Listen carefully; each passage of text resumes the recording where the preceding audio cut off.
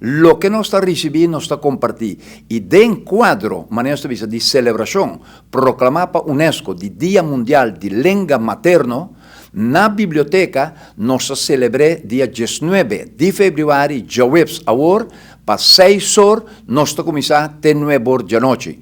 Pues el día aquí, proclamar para UNESCO também é año aqui não está enfatizar com lo que está multicultural, pues cultura, mi tabisa, diverso, riba país Aruba, que está papia multilingua, más que lengua, y nos celebrar lengua materno, pero para tu conciudadano não portem outra lengua. Pero ya que nos está enfocado arriba nos lengua criollo papiamento. De papiamento nos está canta, nos está llora, nos está expresa, expresionan.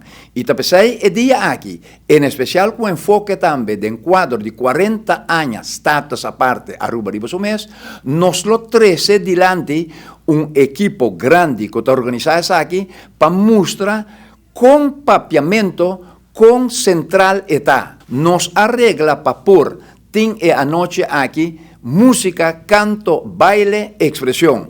Y dentro del cuadro aquí nos tiene presentación también de un buque para señora Desiree Correa, que está toy, esa aquí está 20 obras de un buque que está propio y tiene adoptar. Pues Desiree Correa lo 13 pero nos hace enfoque riba otro género también. Nos quiere invitar al pueblo de Aruba en general para jueves 19 de febrero 2026 na Biblioteca Nacional Maduro Strat, está comenzando a 6 horas, viene a tiempo para baño el lugar y nos avisa manera siempre para por seña. Nos tengo que compartir, nos está compartir esa aquí, regalar esa aquí para celebración, para bancosa, furor, con papiamento en la Biblioteca Nacional, entrada totalmente gratis. De nombre de Biblioteca Nacional, es sede para esa aquí, Departamento de Cultura Aruba, mi persona, consejero, mi tabiso Gutín de esa aquí también, nos quiere invitar a vos para estar presente.